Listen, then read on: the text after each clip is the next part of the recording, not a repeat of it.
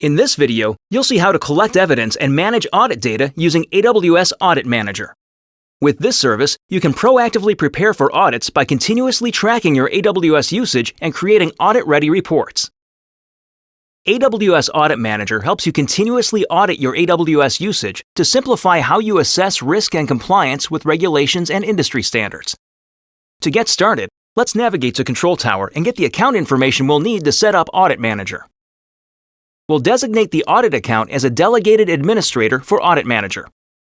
Let's open the account details and copy the account ID. Next, navigate to the Audit Manager console to set up Audit Manager. Enter the audit account ID and then click Delegate. Since we are currently logged into the management account, we will only specify the delegated admin's account ID. The delegated admin can customize the settings later. Let's complete the setup. Now, let's log into the audit account to switch to the perspective of the delegated admin. Launch Audit Manager and customize its settings.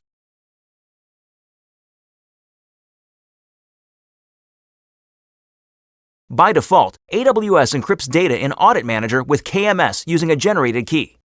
You can optionally provide your own KMS key or create another. Here you can provide AWS Identity and Access Management (IAM) roles with access to assessment data by default. You can optionally designate an Amazon Simple Storage Service (Amazon S3) bucket as a default target for reports. You can also designate an Amazon Simple Notification Service (Amazon SNS) topic for all report notifications. You can also set up AWS Config and Security Hub to generate evidence from config rules and security findings. Config is already enabled through Control Tower. Let's enable Security Hub.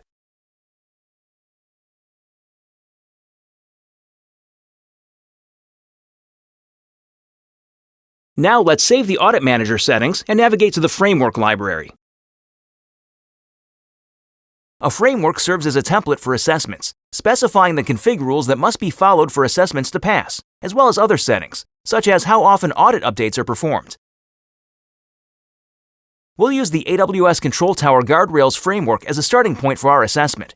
It consists of 5 control sets, which are groupings of different config rules. Follow the steps to create the assessment. First, specify the assessment details.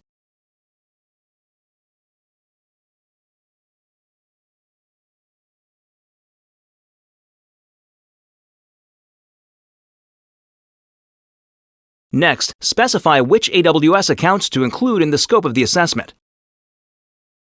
Since this assessment is created from a standard framework, Audit Manager automatically maps and selects the data sources and services in scope. Let's continue to the next step. Next, we'll select all roles in our account as audit owners. Next, review the configuration and create the assessment.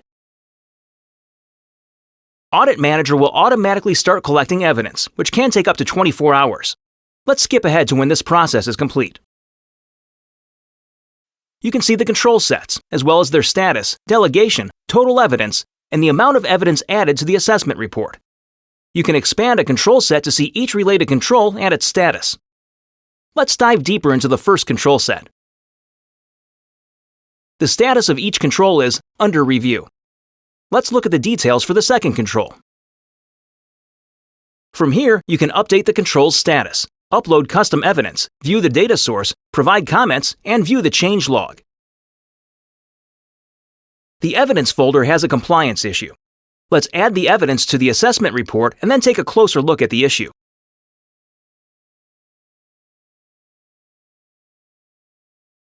The most recent evidence is non-compliant. Here, you can view details about the evidence, including its attributes, event name, and resources. You can also view the JSON output. Now let's return to the Control Tower Guardrails page to complete the control set review.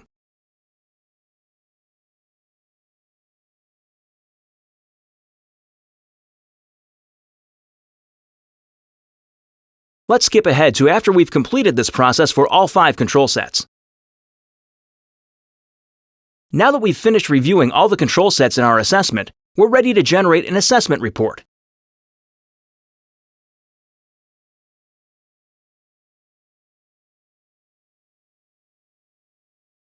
Reports can be generated continuously for the same or different resources on a scheduled basis. Let's download our report and take a look at it. The folder for the generated report contains a PDF with a summary of the compliance of each control set, as well as subfolders containing the corresponding control set data. Let's take a look at the PDF. Let's view the compliance of the first control set. You've just seen how to collect evidence and manage audit data using AWS Audit Manager. You can learn more about this topic in the description and links for this video. Thanks for watching. Now it's your turn to try.